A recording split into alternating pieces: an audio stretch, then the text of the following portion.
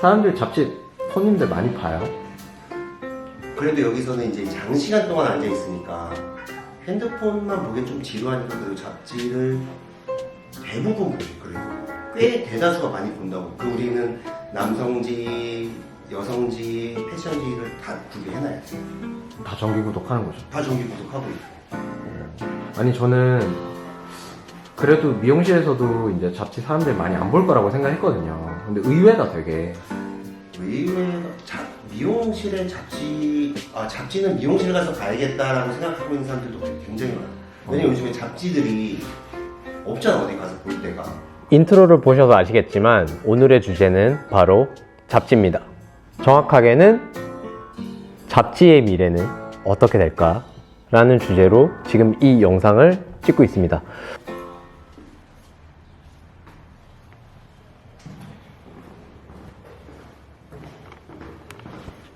안녕하세요. 네, 감사합니다. 네.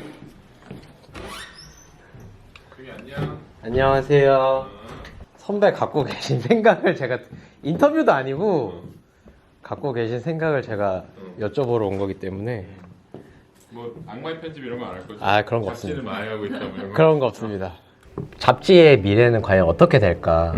라는 주제로 이제 영상을 찍고 있는데 어쨌든 프린트의 인기가 떨어지고 있기 때문에 어쩔 수 없는 상황이긴 한데, 근데 그 안에서의 전문성들이 남아있기 때문에 그건 이제 약간 그 매체의 형식이 바뀌어지는 것 뿐이지, 뭐 온라인이든 뭐든 아니면 브랜드가 운영하는 사이트든 모든 게 컨텐츠가 들어가고, 그렇죠. 그 컨텐츠를 만들 수 있는 사실 최고의 인력은 매거진 에디터들이고, 그렇다면 사실 그게 형태만 달라지는 것 뿐이지 뭐 매거진 자체가 사라진다라고 얘기할 수는 없을 것 같고, 그리고 워낙 뭐 그런 거 있잖아, 뭐 매거진의 어떤 꼴을 갖고 있어야지 매거진만은 아닌 것 같다는 생각이 들거든. 아, 그 책의 형태. 책 형태만 가지고 있는 게 아니라 그게 뭐 SNS든 뭐든 어떤 플랫폼을 타든지 간에 그것도 그냥 매거진일 수 있는, 온라인 매거진, 뭐 디지털 매거진, 뭐 아니면 오프라인 매거진 이런 거 상관없이 그냥 매거진이라는 형태가 어떤 틀 자체에서 달라지는 것 뿐이지, 그러니까 그거를 뭐 형식이 사라진다라고 얘기하면 뭐 없어지는 거겠지만, 내가 볼 때는 그런 개념은 아닌 것 같아. 그러니까 이제 뭐 아이패드나 이런 게 없으면, 스마트폰이 없으면, 근데 컴퓨터가 없었으면 당연히 종이는 존재하겠지만, 아니 그런 거 있는데 종이 아깝잖아. 그렇죠. 근데 굳이 그거를 옮겨서 하는 거고, 그다음에 어쨌든 인쇄를 들어갔을 때 들어가는 비용, 사이트를 운영했을 때 비용 이런 걸 생각하면 어쨌든 기본적으로 들어가는 비용 낮춰야 하니까 그런 형식의 어떤 파괴인 거지, 매거진이 사라진다라는 개념은 좀 아닌 것 같고. 뭐 되게 거창하긴 하지만 이 잡지의 생명력이 과연 어디까지 존재할 수 있을까에 대한 고민은 수많은 이 잡지인들 다 똑같은 고민을 하고 계실 거예요. 지금 현재 이제 잡지들이 굉장히 많이 폐간을 하고 있는 상황이고, 이 영상을 보시는 분들 그리고 저 잡지들을 굉장히 많이 안 봐요. 이게 이제 현실이고, 잡지를 지금도 만들고는 있지만 사실은 책을 받아도 그렇게 막 디테일하게 보지 않습니다. 이게 뭐 어떻게 보면은 좀 문제점이라고 할 수도 있겠지만, 또 다른 시각으로 본다면 지극히 자연스러운 현상이다 라고 할 수도 있을 것 같아요. 잡지를 왜 안 보느냐 라는 이제 질문을 던진다고 한다면, 왜냐면 요즘에 잡지들이 없잖아, 어디 가서 볼 데가. 그쵸, 없죠. 사보진 않으니까 사람들이. 않으니까. 은행이나 뭐 어디 뭐 대기하는 곳에도 뭐 그런 유가 잡지 같은 건 안 들어와 있고 하니까, 지금 내가 생각해봐도 미용실 말고는 잡지를 어디서 봐야 되나 싶을 정도로 딱히 없는 것 같아요. 백화점에도 뭐 거의 뭐 럭셔리인가? 그 백화점 잡지들. 백화점 잡지들이나 들어가 있지, 그런 잡지들은 못 본 것 같아요. 생각보다 미용실에 잡지를 찾는 사람이 되게 많아요. 일단 무겁죠. 그리고 이 안에 들어있는 콘텐츠들을 소비를 하는 시간 자체가 굉장히 짧습니다. 내 입맛에 맞는 기사만 골라서 볼 수도 있을 것이고, 화보 같은 경우는 뭐 그냥 이렇게 쓱쓱쓱 넘기다 보면은 또 금방 지나갈 거고, 어떻게 보면 돈이 아까운 거죠. 이 잡지 안에 들어있는 다양한 콘텐츠들을 우리 스마트폰, SNS를 통해서 손쉽게 접할 수 있다라는 것도 잡지를 보지 않는 가장 큰 이유 중에 하나일 거라고 봐요. 그 기존의 패션지들, 뭐 보그 W를 비롯해서 남상지, 뭐 아레나, GQ 되게 많지 않습니까? 잡지사들마다의 저마다의 그런 색깔, 톤 앤 매너 이런 게 명확하게 있었는데 요즘에는 모든 잡지들이 사실 이야기하고 있는 거에 거의 엇비슷해요. 기존의 이제 매거진들을 비난하는 건 아니고 너무 훌륭한 매거진들이긴 하지만 너무 이제 종합지 같은 형식으로 가는 것 같아요. 광고를 따먹기 위한 어떤 그런 방식으로 가다 보니까 색깔이 없어지는. 색깔이 잡지가 성격이 좀 없어지는 부분들이 생겨서 사실은 자충수를 둔 거죠, 엄밀히 따지면. 근데 뭐 돈 벌려면 그땐 잘 됐으니까. 그렇죠. 응. 네. 그래서 이제 요즘 같은 경우 보니까 이게 매거진들이 되게 세분화되더라고.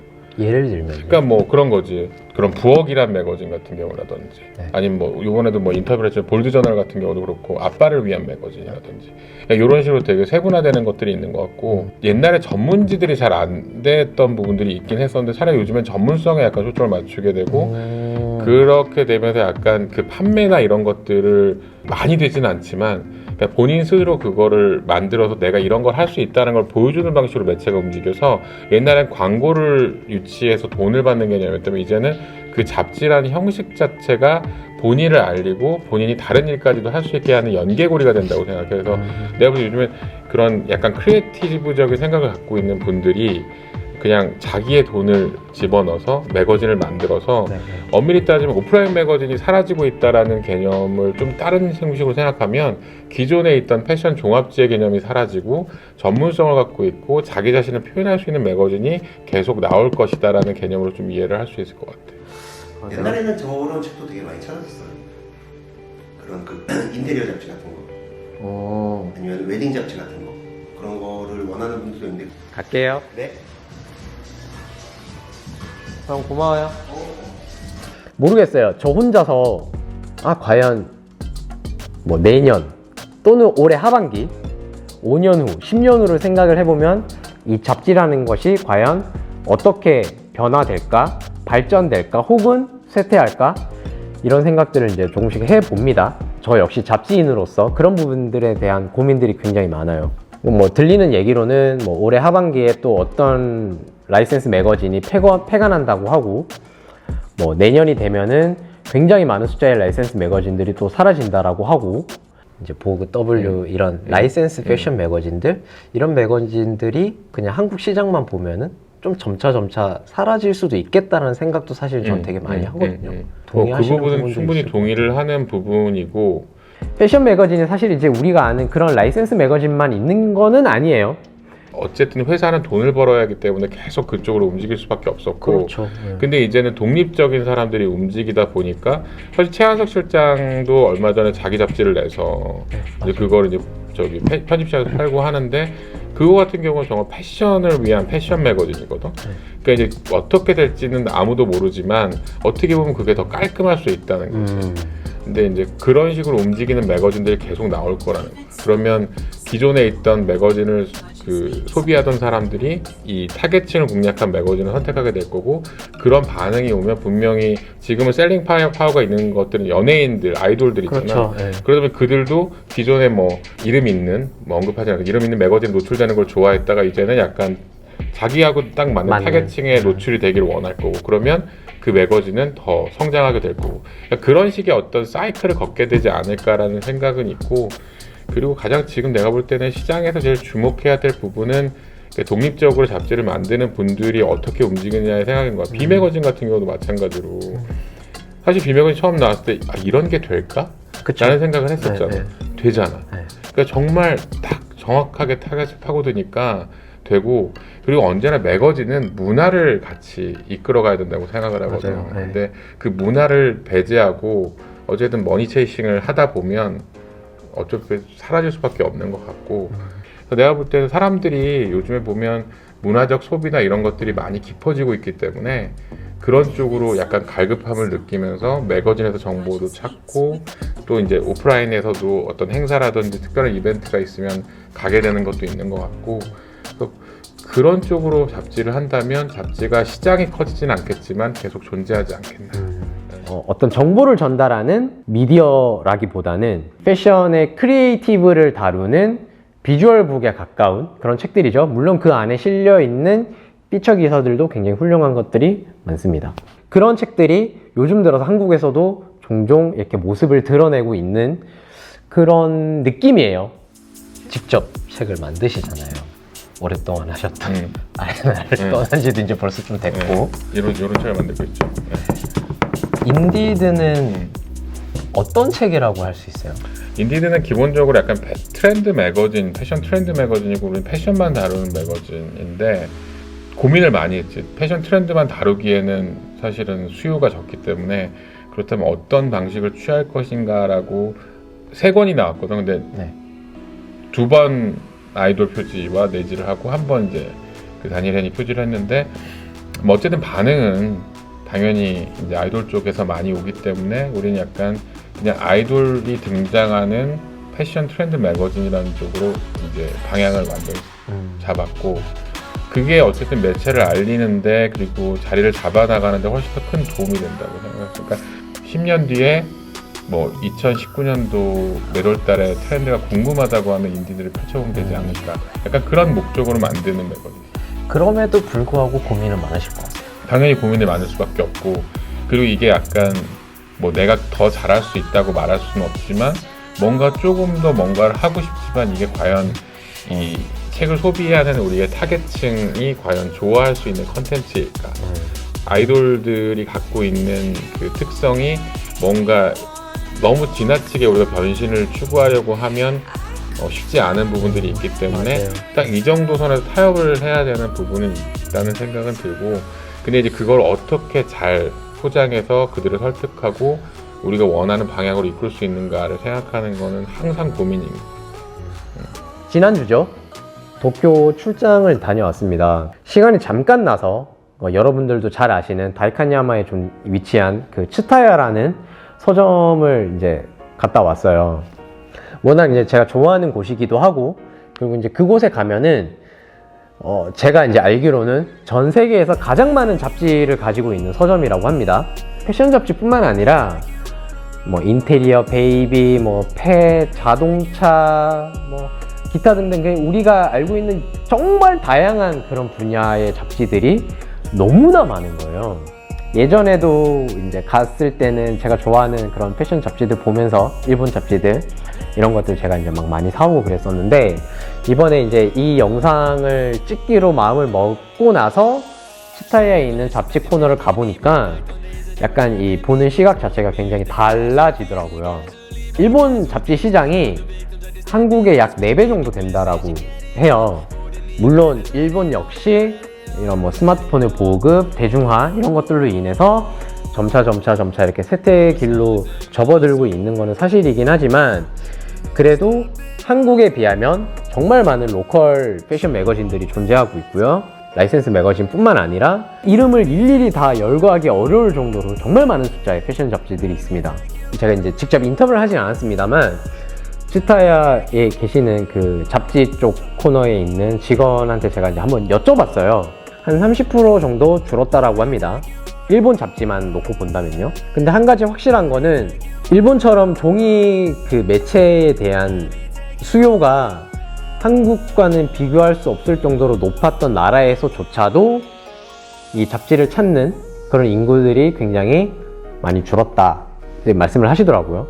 기존에는 명확한 색깔을 가진 그런 잡지였는데 지금 책을 보니까 약간 우리나라처럼 상업지 이제 그런 거에 가까운 성향을 갖고 있는 책들이 사실 이제 조금 더 많이 보였다. 저 나름대로 그런 결론을 좀 내렸습니다.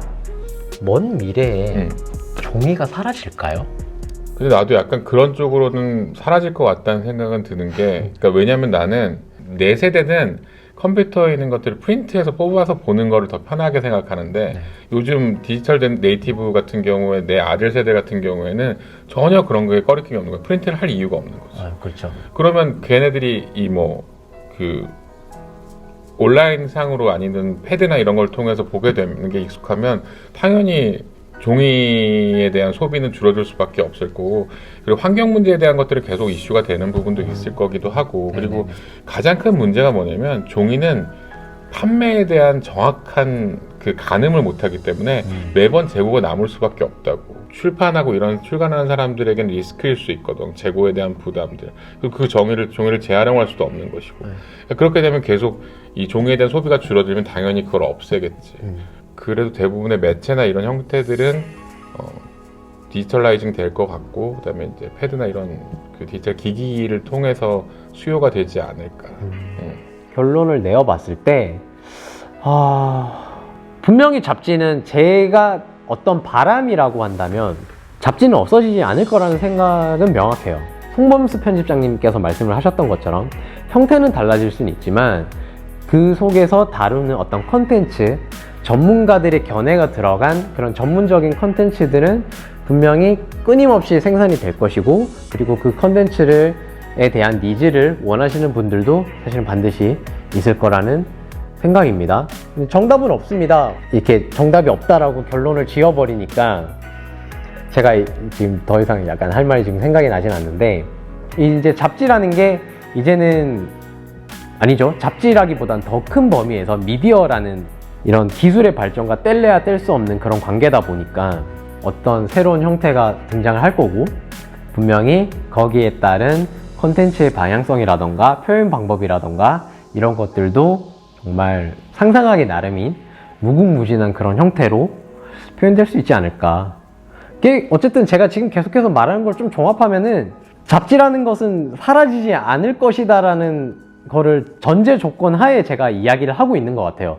이거는 제가 잡지가 사라지지 않기를 바라는 그런 마음에서 제가 지금 계속 이런 이야기를 하고 있는 게 아닌가, 문득 말하다 보니 그런 생각이 드네요. 이상 잡지 만들었던 사람인 패션 저널리스트 배양중이었습니다.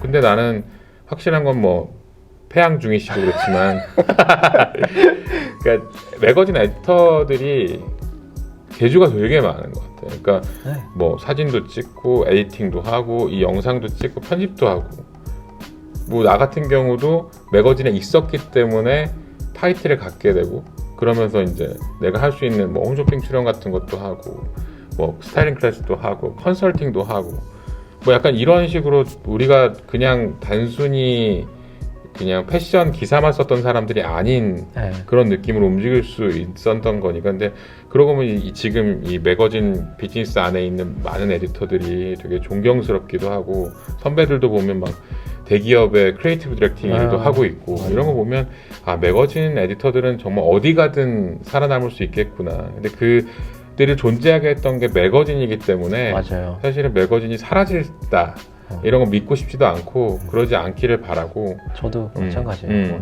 플랫폼이 달라진다 하더라도 그냥 나름 잘 생존하지 않을까 싶고, 그 다음에 요즘에 내가 하고 싶은 얘기는 매거진 에디터를 지망하는 애들이 비즈니스가 이제 다운되니까 많이들 이제 줄어들고 있는 것 같아. 그건 저도 되게 많이 느껴요. 뭐 어시스턴트 뽑는 것도 힘들고, 시장은 죽고 있지만 그 안에 들어가서 몇 년만 일하면 컨텐츠를 만드는 데 있어서는 어디 가든 밀리지 않을 거라고 보거든. 건물 올리신 분도 계시고. 그럼요. 그러니까 자기 사업을 너무 잘하는 친구들이 많잖아. 그 당시에 뭐 월급 우리 얼마 받았어. 그래서 난 뭐 매거진도 그렇고 매거진 에디터들도 그렇고 계속 사라지진 않고 존재하면서 그냥 뭐 사람 에디터로서는 계속 승승장구하지 않을까 생각합니다.